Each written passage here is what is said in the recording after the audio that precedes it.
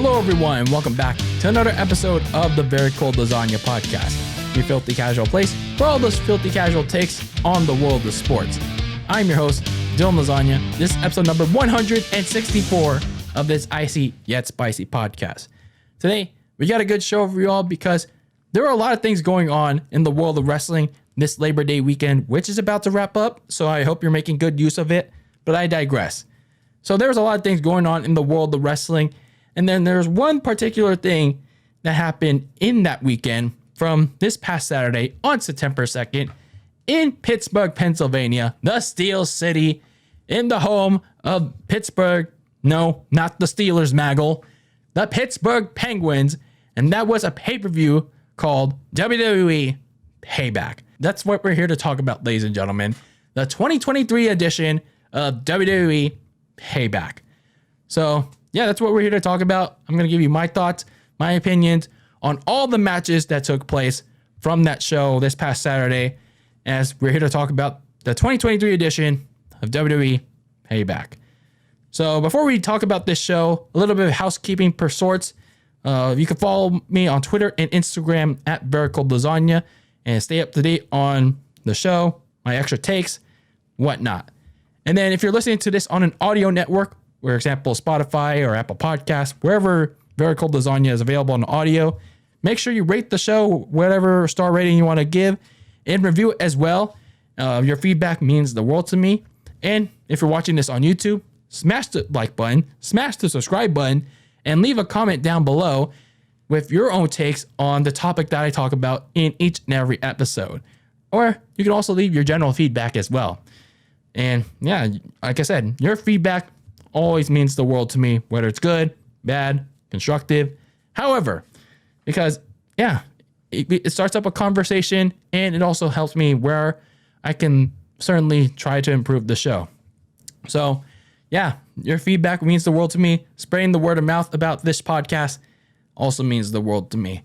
So also on the YouTube side, I also posted up a video about the whole CM Punk situation, CM Punk getting fired.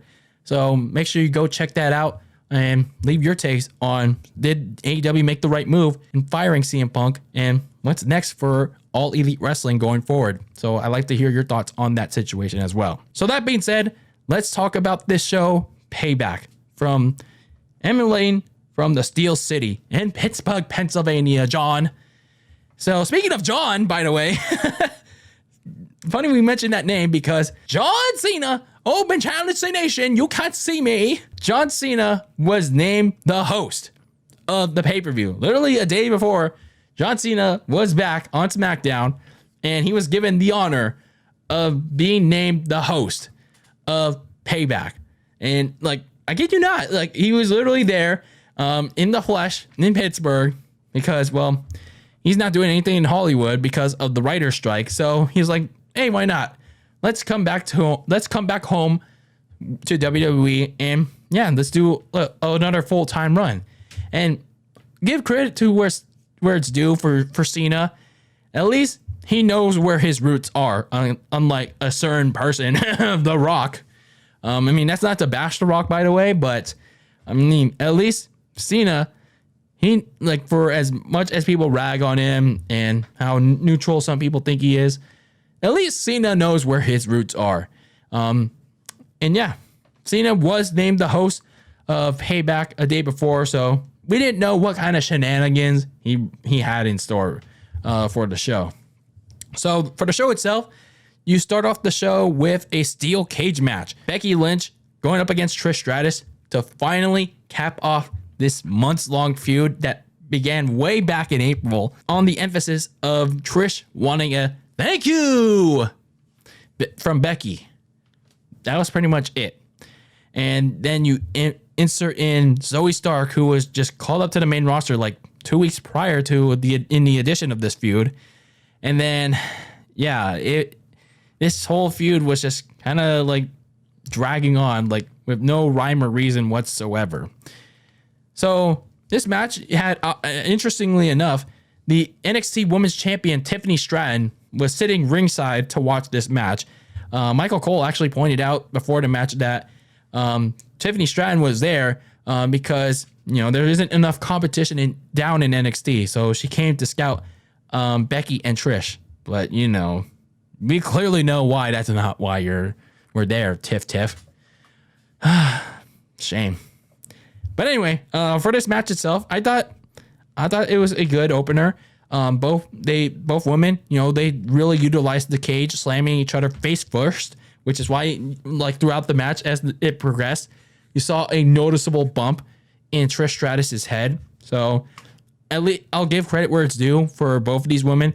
They really made use of the cage and really made it hard hitting. So I'll give them that.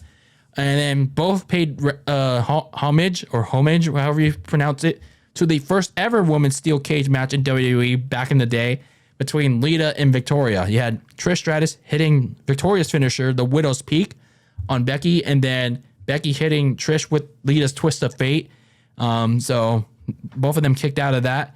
And then later on in the match, you had Trish hitting the Stratusfaction Bulldog from the top rope, but then she couldn't cover Becky right away for the win because she hurt one of her butt cheeks on the impact. She was like, "Oh, my butt, my tailbone." And then Becky was able to kick out because that time for Trish to check on her butt allowed Becky to kick out. And then Trish, she was close to escaping the cage and winning the match, but then there was this spot where Becky was trying to get her back in, and then Trish was like hanging on her legs were hanging on the cage. It's like, damn, how are you able to do that with freaking falling down? It's like, shit. And then, so anyway, Becky pulled her back in, and then they had this, I gotta admit, this was a nice superplex spot from the top of the cage. She was like literally dragging Trish, and then Becky did the superplex spot, and then Trish was barely able to kick out of that. That was a nice spot right there. So Trish was trying to escape from the cage, and then you realize that, oh, there's a hand there. And of course, there it was Zoe Stark. She emerged to try and pull Trish out of the cage, but to no avail. So when Becky tried to go through the door, of course, Zoe Stark slammed the door on Becky.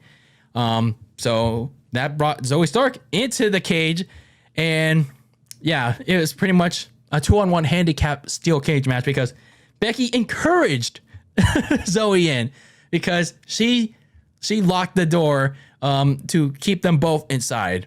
So anyway, Becky hit the rock bottom on Zoe Stark, and then Trish as well with a top rope rock bottom, or the manhandle slam, whatever you want to call it, to win this opening match. So weird enough, for a steel cage match, it's weird how it's supposed to keep away outside interference, but yet they still find a way, always with WWE, they always find a way to have outside interference. It's just a weird pet peeve that I don't have. I don't like. It's like you have a steel cage or Hell in a Cell, yet there's always still interference, like to keep that's supposed to keep them away. It's like, nah. But anyway, I thought this was a very, very solid opener. Or we can even get close to say good. Things started a little slow, but again, I liked how they threw each other into the cage to make it, kind of hardcore. Make use of the stipulation. But throughout the match, they hit some nice and big moves on each other, like the superplex spot, the top rope Stratusfaction Bulldog. There were some of those nice false finishes from those big spots. And yeah, this was their best match of this rivalry. I mean, it's not saying much because, the whole feud was dog shit because of the bad writing. And, well, let's be honest, Becky, yeah, her promo skills are, yeah, it's not good. But, I'm just glad this feud is finally over with because, yeah, this one never made any sense to begin with, especially with Trish turning heel and never really a lot of backing behind the scenes. And it was just based on a thank you that Trish was demanding. And the insertion of Zoe Stark didn't make a lot of sense either. Like, why did she want to align with Trish? What beef did she have with Becky? And yeah, it made Becky worse than she already was with the lack of direction, and like 50-50, like beating Zoe Stark and Trish. It's just weird. And yeah, a lot of these promos that they were doing, it's just like they weren't really going anywhere. It's like they're retreading a lot of the same points that they made one week or the other. So it's like, what exactly are you accomplishing here? But again, you know, at least the match was an okay wrap to it all. But it was a little weird that they were calling it Match of the Year contender. Like, how? I guess I'd say if for the women, I guess, because you know Charlotte versus Rhea Ripley was overrated as hell. Like, I'm gonna stand on that because I was there live in person. I don't know how 80,000 people in SoFi can say, "Oh, that was Match of the Year." I was literally sitting on my ass in not Rams' house, Niners' house, by the way. I was sitting there in Niners' house, and I was just sitting there for like pretty much, how long was that match? Over 20 minutes, and I was just waiting for them to do something. Like, just get this on with. We know Rhea Ripley's gonna win this shit. But anyway, I'm sidetracking. But I mean, I guess women's match, sure. This was, I guess you could say this is Match of the Year. But overall, no. Not even close. So after the match, Trish berated Zoe, like she said, "Oh, you didn't help me get the job done," and then she slapped her, and then that led to her getting the Zoe 360. So I guess we know what Trish's next feud's gonna be. Now the question is Trish gonna be the heel, or is she gonna be the face, or vice versa with Zoe? I don't know, because you know they showed in a social media exclusive that Trish got a standing ovation from the crowd, like once she was leaving, and I don't know where they're going with this. I don't know who's gonna be the good or bad girl in this feud, but we'll have to see on Raw. So we'll see. So then we had our second match of the night, and that was LA Knight, going up against The Miz. But before that, though, we had our special guest host, John Cena,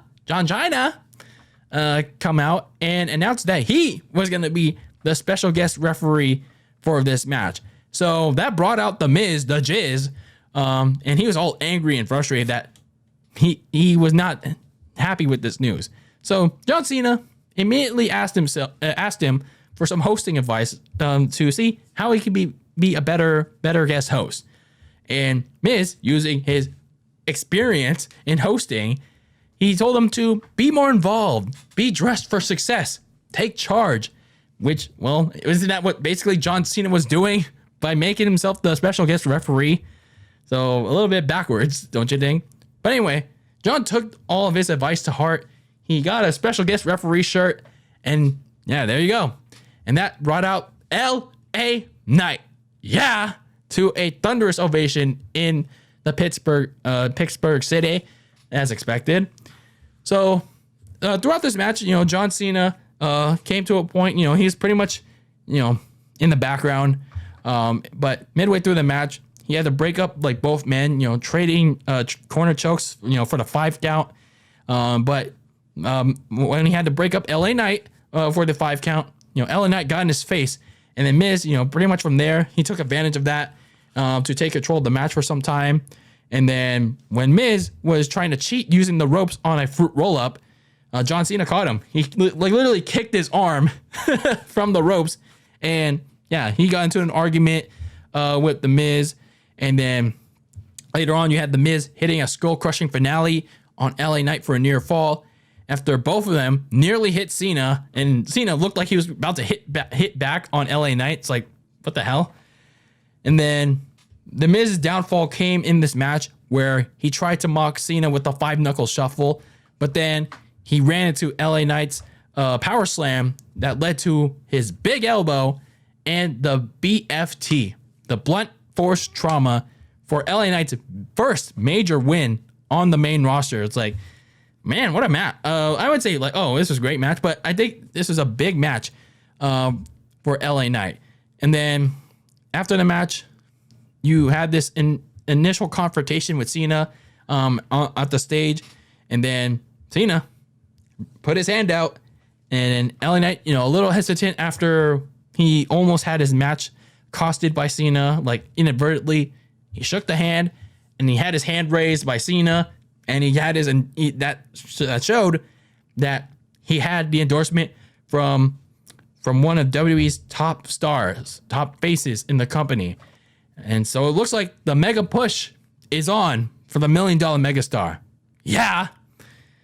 So overall with this match, I thought it was a really fun back and forth test to see if LA Knight could keep pace with one of WWE's greatest stars.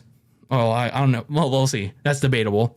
One of WWE's best. I'll say that. In the background, refereeing it. John Cena didn't really play too much of a role here, other than just trying to be an impartial referee. And I'd say LA Knight passed his first big test. He didn't need a bunch of flips, a bunch of kicks, or a bunch of other social media wordy moves that would have the hardcore wrestling fans, oh man, LA Knight did this cool 360 flip. Yeah, all those kind of moves. He just needed to simply put on his best performance of his life with the best moves in his arsenal. And credit to the Miz too. He dictated the flow of this match, and credit to Knight for selling to the Miz too. And vice versa. Miz sold well to LA Knight to give him the spotlight that he needed. And some people were saying like, oh, the match went on a little longer than expected, but I mean, it was fine. It was fine for what it was. And yeah, John Cena, maybe this leads to something down the line, considering that he nearly inadvertently cost LA Knight the match on a couple of occasions. But the endorsement, perhaps, yeah, they have something to work with. Maybe a tag team match at the next pay-per-view. We'll see. Either way, good job to LA Knight this past Saturday. Really, really did well. So hopefully there are some bright things for him in the future. I don't know what that is. Maybe, yeah, like I said, a tag team matchup with Cena. And maybe, I don't know if a mid-card title is in the works next. Whoever's going to be the champion by that point. Either way, the mega push is on for LA Knight. Yeah.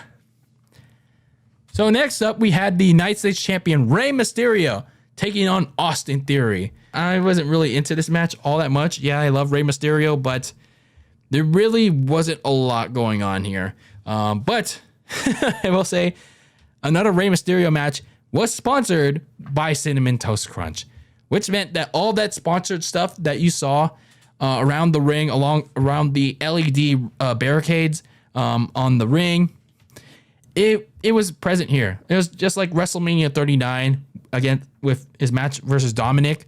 It was pretty much shoved in your face again. So I don't know why they did that. Why they had to have another Rey match filled with Cinnamon Toast Crunch sponsorship. It's weird. Maybe Ray is the one that's getting that sponsorship money. I mean, if he is, good, get the bag. I mean, I won't complain all that much, but it was just like, really, we have to do it here. So anyway, yeah, like I said, not a whole lot was going on to this match. I wasn't really too interested.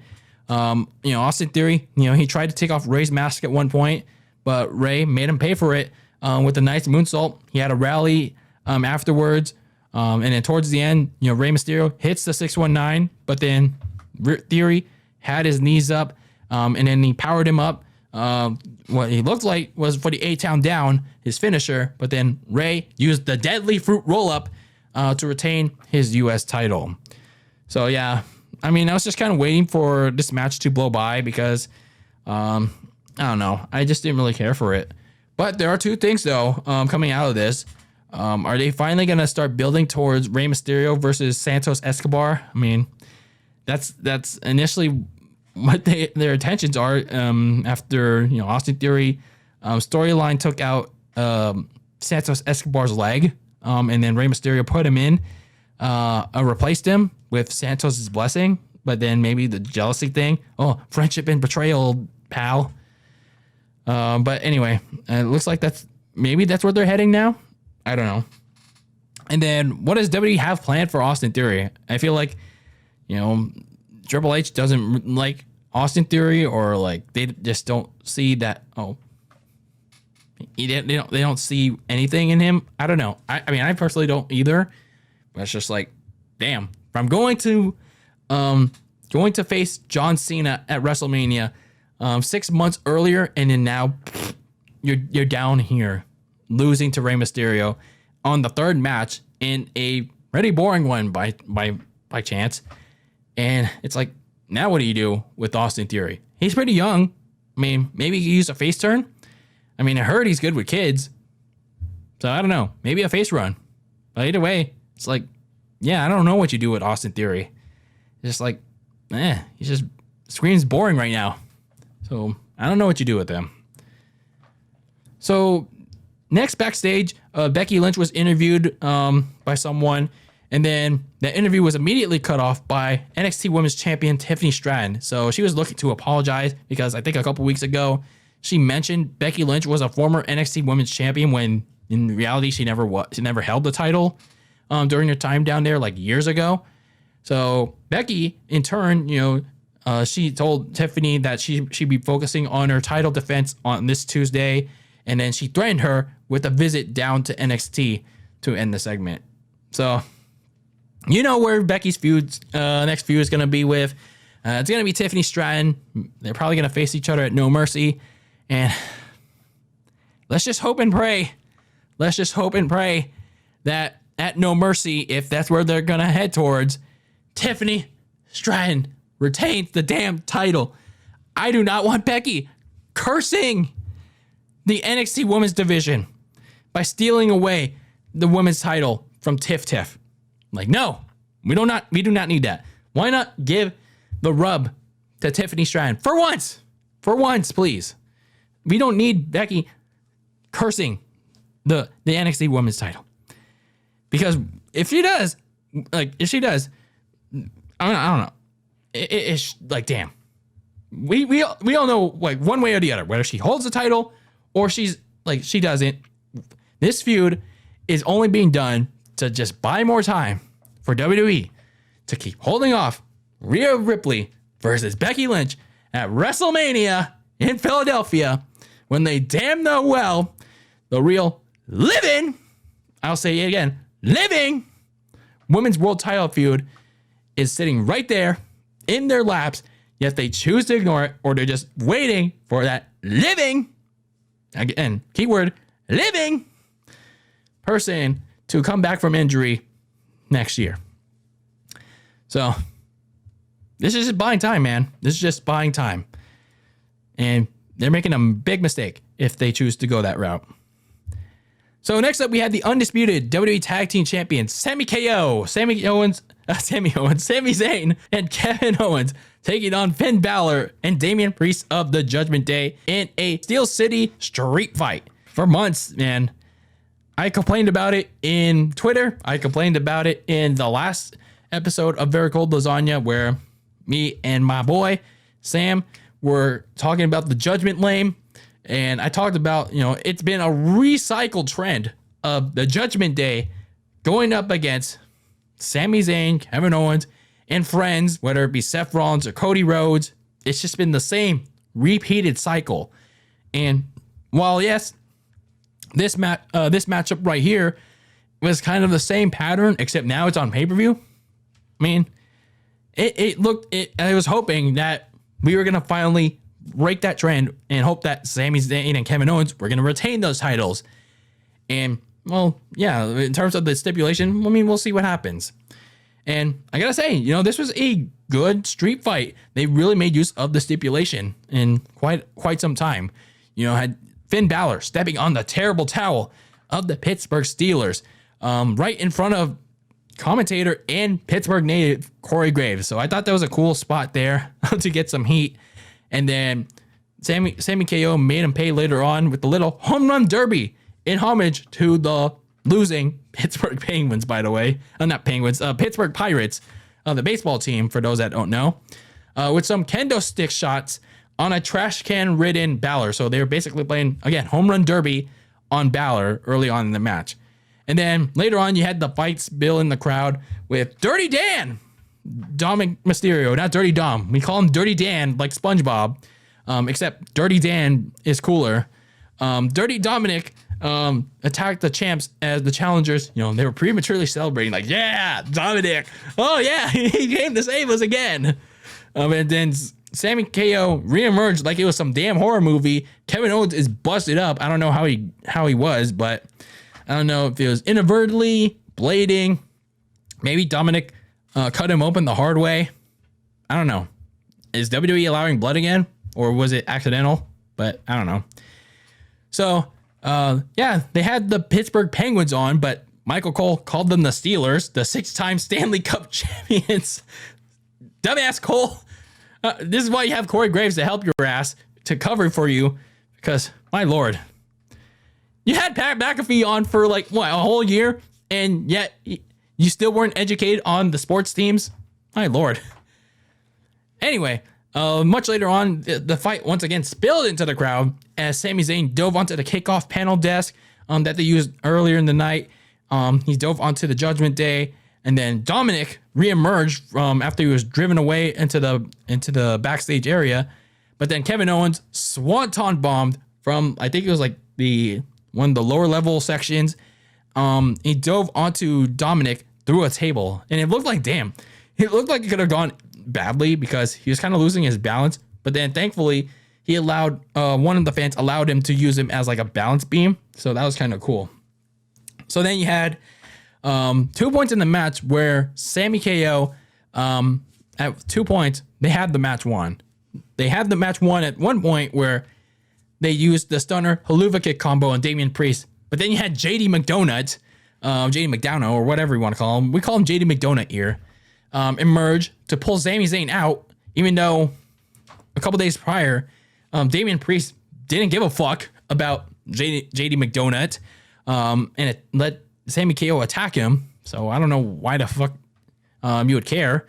But anyway, JD McDonagh emerged to pull Sami Zayn out of the ring to stop the count, and then Kevin Owens made him pay for it by giving him a Pop-Tart powerbomb on the edge of the announce desk, like literally killing him. I'm just kidding. He's just like dead. He's just like dead as daylight. And then out of nowhere, Kevin Owens got cucked out again. Rhea Ripley does her very terrible, very awful Roman Reigns impersonation, spears Kevin Owens through the barricade. No, we do not acknowledge that here. We do not acknowledge the continued cucking of dudes to mommy. Ugh, I'm tired of that shit.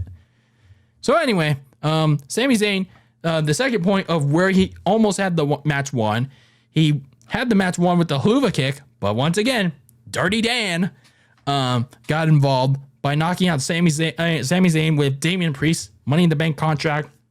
As Finn rolled over Sami Zayn, 1, 2, 3, and we have new tag team champions. Unfortunately, ladies and gentlemen, let me just say this first. This is a pretty good street fight for the most part. You know, I like the brutal spots that they did in this match. You know, like the dive onto Dominic through the table. You know, the blood. The Pop-Tart powerbomb on the announce desk on JD McDonagh. Like, like I'll admit, his selling on that was pretty good. He sold it like he died. So that was nice. And then I liked the overall match structure. They really made full use of the arena, not the backstage area, but I mean at least the crowd area. So I like that. And then you know the references to the sports teams by the commentary, and then Corey Graves just like roasting Michael Cole for just not knowing the between the Steelers and the Penguins. And thankfully Corey was there because freaking dumbass Joe Buck Michael Cole. Anyway, I mean, overall, I like this match. For even though it's in a like kind of a PG-ish environment, they really made full use of what they could. But that doesn't understate how much I hated the finish. I mean, as soon as freaking Rhea Mommy Ripley showed up, you knew where this was going. You knew where this was going. because once Rhea Ripley inserted herself into the picture, I was just like, well, I kind of had a feeling they were gonna lose this match.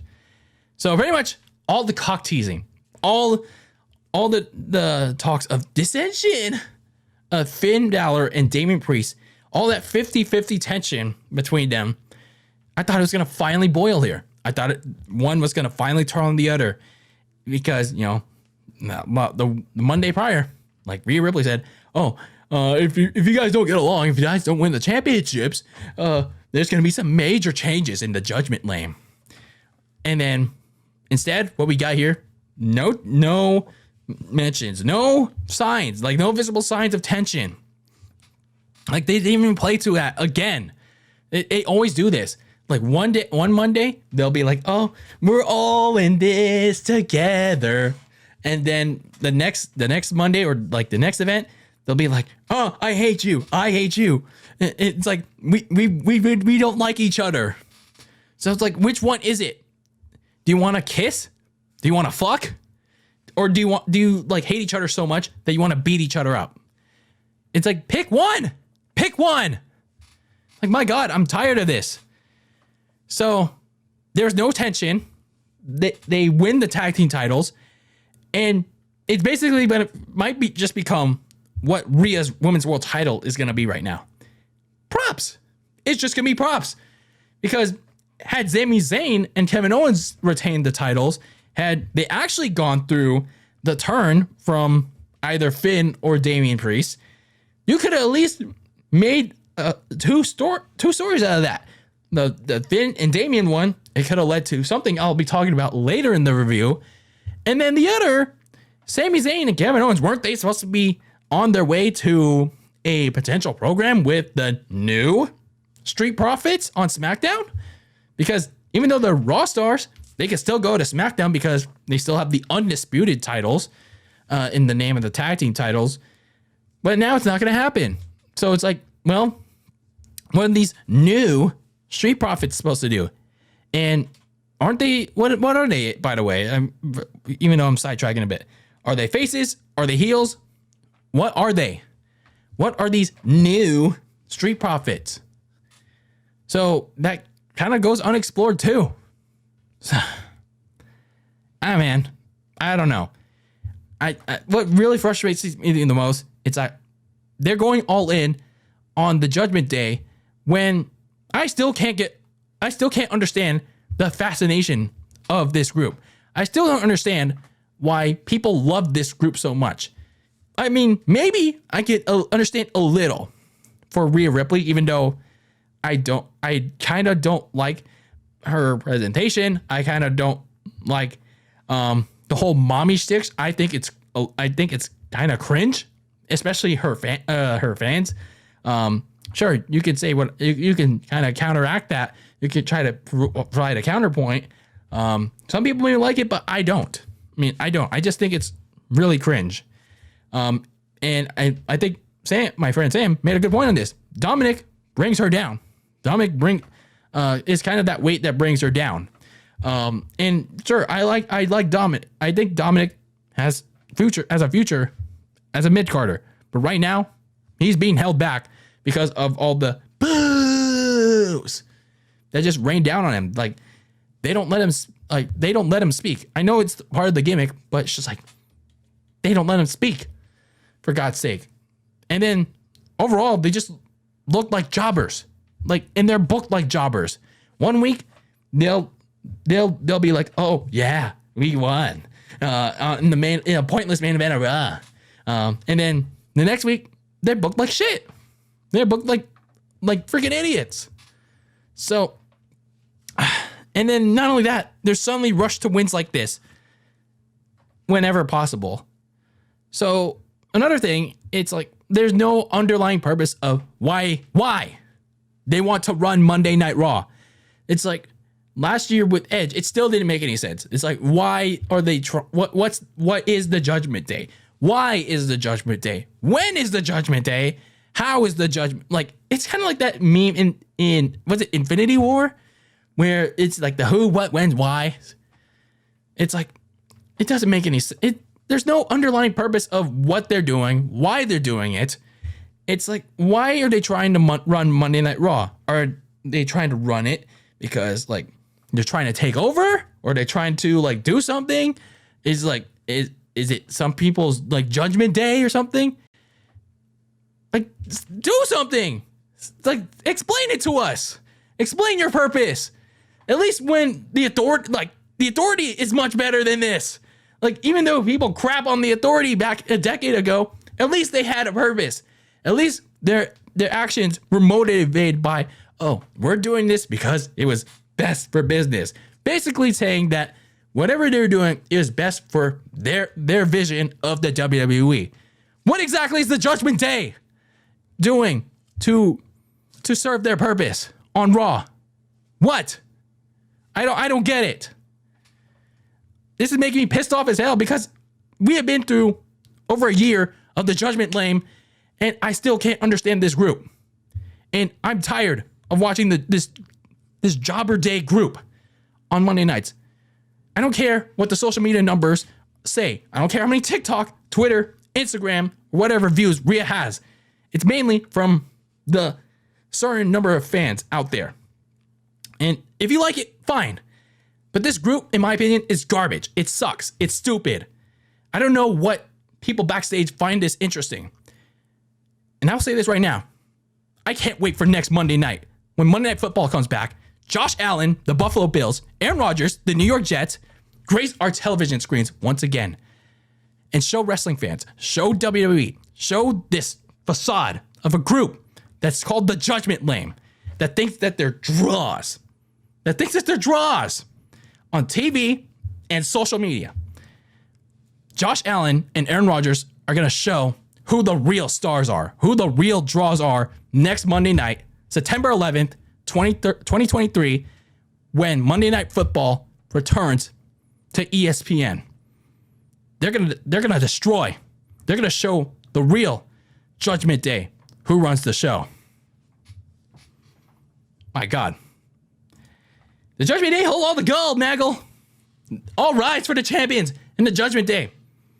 Yeah, let's see how that works next Monday in New York City when Josh Allen and Rodgers race your TV screens. I don't think I've ever been that heated before because this group, it sucks. It sucks. Anyway, we had the Grayson Waller effect with, yes, the American Nightmare, Cody Rhodes. The reason why this show happened, there wasn't really a lot of hype around it, like not really a lot of underlying reason, but earlier in the day, it was announced by Cody Rhodes that he was going to have a big announcement on the Grayson Waller effect. So Cody Rhodes came down the ring, did his usual, whoa! Everyone was singing this song. I mean, not bad. So Cody, they pretty much got into a back and forth. It's kind of funny how Grayson Waller interrupted Cody. It's like, Cody was like, so what do you want to, and then Grayson Waller cut him off mid-sentence, saying that, no, nobody wants to know what Pittsburgh wants to talk about. So that was kind of funny. So anyway, Cody Rhodes was about to get into the announcement, but he mentioned that the announcement stemmed from a certain wrong that happened a couple weeks ago on SmackDown. And I think some people knew what he was referring to when he said that. So he used his political stroke to try and make things right. And the announcement was that a new member of the Raw roster was coming. And that person was main event Jey Uso. So Jey Uso, after I think it was like 2 or 3 weeks, he was gone. He came back. He's on Raw, and he has a new theme song, which is basically a solo version of Down Since Day One-ish. R.I.P. by the way, the Usos version. I mean, this one is okay, but man, I'm gonna miss that so much. But anyway, Grayson Waller trash talks him, and then he gets super kicked, and yeah, Jey Uso is now a member of Monday Night Raw. Man, so much for that Bloodline Fatal 4-Way, huh? Oh man, that's a bummer. Maybe this is a temporary move to Raw, because maybe they're trying to hold off Jay versus Jimmy until WrestleMania season, like they did this year with Rey versus Dominic. So we'll see. It's going to be curious. I'm going to be curious to see what they do with Jay on Raw, though, because, yeah, it's going to be a long waiting period. It worked last year with Rey and Dominic because, at least they were able to have Dominic do something because, well, Dominic is a heat magnet. Meanwhile, Rey was involved in a couple of things leading up to his WrestleMania program with Dominic, and they did the very slow burn with they still did the very slow burn with Rey and Dominic through like these really funny social media videos. But it'll be interesting to see how they try to replicate that with both Usos on different brands. Jay on Raw, Jimmy still on SmackDown. Jimmy, by the way, still involved in that bloodline stuff with Solo, and who knows when Roman's going to show back up. So, only time will tell if they can keep both of the Usos hot with the fans and keep them interested in this brother versus brother feud as we get closer, by the time we get there, WrestleMania season. So, Jey Uso is now a member of Monday Night Raw.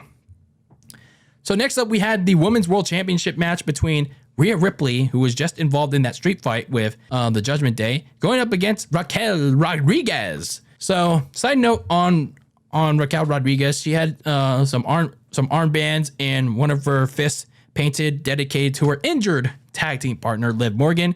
We'll talk about Liv in just a bit because I have some thoughts on certain fans on that. But anyway, this matchup, clearly the weakest matchup of the night. And, not because I wouldn't say the match was awful. I thought the match was okay. It's just that it was in a spot where you had the street fight, which was the match of the night, and then you had, obviously, people love Cody Rhodes for a reason, and then you had Jey Uso come out of nowhere. So it's just kind of like the crowd cool down match, and people really weren't buying into this match because I guess they were just fatigued. So basically, it was just like two girls, two power girls going at one another. Raquel, she did. I say she did fine. With dominating her size, her power. But then Rhea was able to use her own size and also her own instincts to take her down. And then that led to this long stretch, though, of just Rhea trying to like put Raquel down to size with rest holds and just drop kicking her. And that really kind of dropped this match on for way too long than it needed to. So Raquel tried to go for a powerbomb late in the match, but either she botched it or because she couldn't keep her balance, or Rhea shifted her weight to counter it. I'm not really sure what happened in that spot. But Rhea targeted the previously injured knee to lock in the prism trap on Raquel. But Raquel was able to escape out of that. And then the fight went outside the ring. Raquel weakened up Ripley, and then they went back in. Dominic somehow managed to come back out after the street fight and got involved. And then he got dragged in the ring by both Ripley and Raquel. Raquel power slammed Dominic, but that distraction allowed Rhea to go after the injured leg again.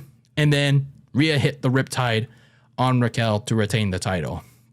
I kind of don't agree with the decision there. I probably would have preferred if Dominic just straight up attacked Raquel, or maybe lead to some other disqualification finish, because at least then it wouldn't have made Raquel weaker than she already is. Because speaking of Raquel, she's already lacking crowd support. She doesn't have much of a character behind, oh, look at my back. I have back muscles. I'm a strong girl. I mean, the promo that she cut on the Monday prior, it was okay. It was a start, but I think the thing that WWE needs to work on now with Raquel is, trying to build up that character and try to see what works with her. I think that's the biggest thing holding Raquel back in terms of a booking standpoint. It's like they don't have anything with her right now, and taking a loss here, like a pinfall loss here, despite the interference, it kind of hurts her chances of going for another title match. And sure, they're gonna run it back probably at Fastlane, because Raquel wants a fair title shot, as she mentioned in a social media exclusive. I'm not sure why they didn't do that right after the match, like after what I'm going to talk about in a second. But I thought that would have been a little bit more effective, that Raquel made her intentions felt that she wants a fair title shot, but it is what it is. And then people thought, I'm going to speak on this right now. People were hoping that Liv Morgan would come back during this match. And I don't know what their fascination for her wanting to go heel. Some certain people wanted Liv Morgan to come back from her injury and then turn heel on Raquel Rodriguez and join Rhea Ripley in the Judgment Day. And then, of course, that didn't happen. But it's like, why? Why would she want to pull a Jimmy Uso when it makes no sense? Why would you join the person that just injured you like a month ago and over your tag team partner? It makes literally no sense. Like, we literally just had this nonsensical turn a month ago with Jimmy Uso betraying his brother when his brother literally saved his ass. They tried to save his ass a month ago from the beatdown that was Roman and Solo gave him. It's just utter stupidity. And you know how I would have saw that? If they tried to turn Liv heel just so she could join the Judgment Day, it would just been another cop-out to save face and see that, oh, okay, we have no other viable faces, so now we can get our Becky versus Rhea match at WrestleMania. That's how I see it. So, and it's also stupid. Why, even without the polling Jimmy Uso thing, why would you even consider turning your second top babyface on Raw heel? And when she's a natural babyface, it's dumb. Like, for example, did WWE not learn their lesson in the women's division when Shotzi Blackheart turned heel? Oh, when was it? Like late 2021 or early 2022? During that time period, and that led to shit. Like, they didn't do anything with that after, and she just did not look like a credible heel. She was just basically a jobber. Do you really want that with Liv Morgan? I wouldn't. So anyway, after this match, we had John Cena interviewing the Judgment Day. So he basically went from referee to backstage interviewer. It was kind of weird. He interviewed Finn Balor and Damian Priest on their title win. They basically talked about, despite how brothers fight, they come together in the end to accomplish their goals. And that's what the Judgment Day did. So, yeah. Fuck the Judgment Day. So then we had our main event of the night that doesn't involve the Bloodline. We had the World Heavyweight Champion, Seth Rollins, take on Shinsuke Nakamura. The basis of the storyline was, well, Seth's back. Shinsuke is in love with Seth Rollins' back. He was looking to expose and injure and maybe even paralyze Seth Rollins. So, yeah, this matchup, I was bored. I was bored with this match. I'm sorry. I did not like it. I was just waiting for the finish. I knew who was going to win, but I was just waiting for a certain outcome to come shape. I will say this, Seth's entrance attire wasn't extremely annoying that night. I mean, it wasn't bad, but I still hate his theme song. I still hate the crowd singing. It's mute-worthy. It is mute-worthy as all hell. Throughout the match, Shinsuke frequently targeted Seth's injured back. He pretty much tried to Peter Parker Seth's back, in Spider-Man 2. All that good stuff. He'd use a different variety of slamming moves, submission moves aimed for Seth's back. And then late in the match, Seth got a Kinshasa, Shinsuke's finisher in the back of the neck. And then after he hit this landside that Corey Graves called it, or Falcon Arrow, whatever it's called, Rollins hit a pedigree, but he wasn't able to cover immediately because, the bad back. So he tried to go for a curb stomp. Shinsuke reversed it into the fruit roll up for a near fall. Seth kicked out of that, and then immediately Rollins hit the curb stomp, out of nowhere on Shinsuke to retain the title.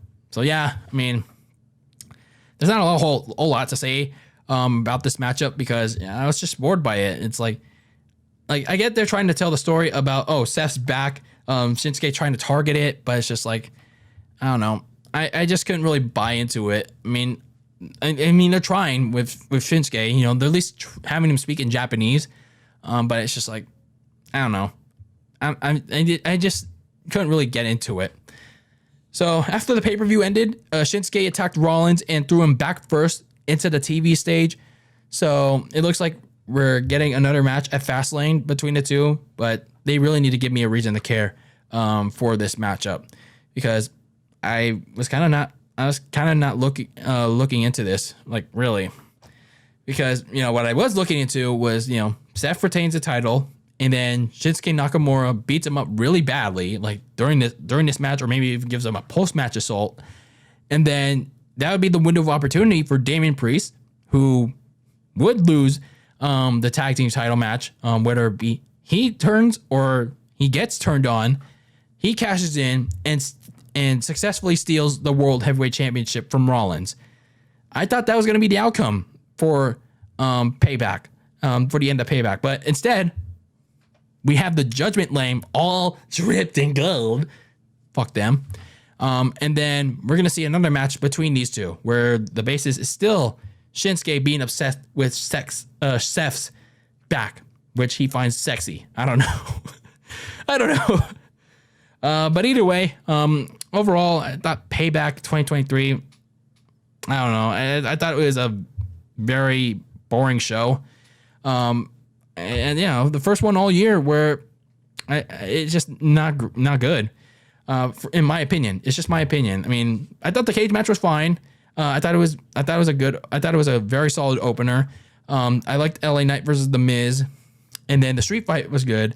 But then everything after that is just like downward. It was just down. It was just down for there.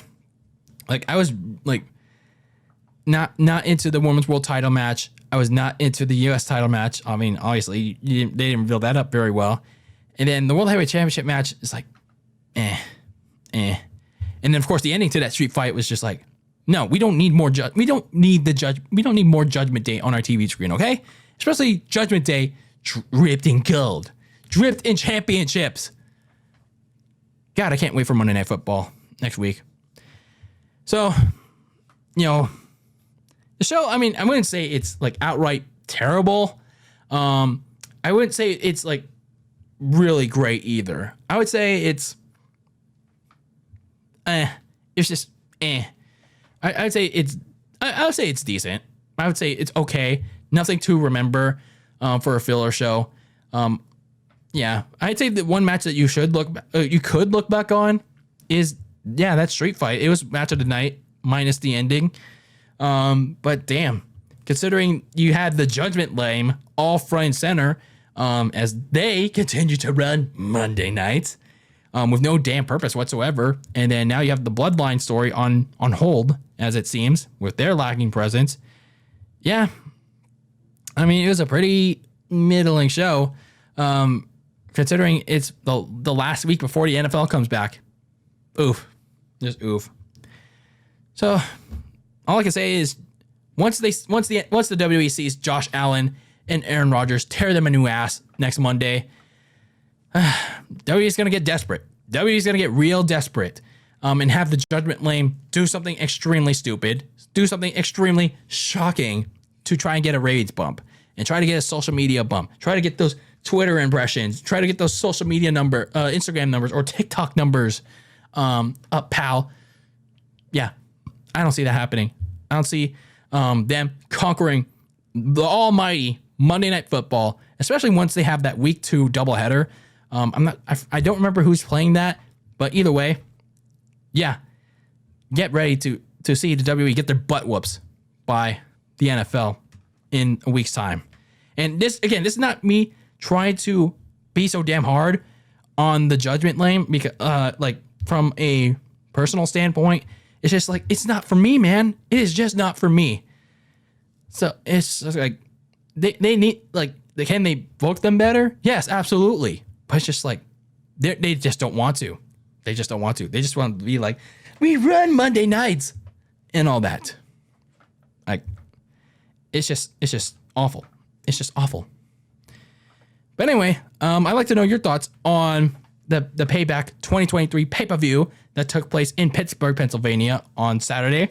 And yeah, let me know your thoughts in the comments on YouTube or in a DM on social media on Twitter and Instagram at Very Cold Lasagna. Yeah, let's start a conversation. Let's start a discussion on the match card, whatever matches that you want to talk about, however you can. And yeah, I'd like to hear your thoughts on Payback 2023. Anyway, that is it for this episode of Very Cold Lasagna. I am your filthy casual host, Lasagna. Thank you for tuning in to episode number 164 of this icy yet spicy podcast. And as always, keep the lasagna in the fridge with your takes on the world of sports. And until next time, peace out.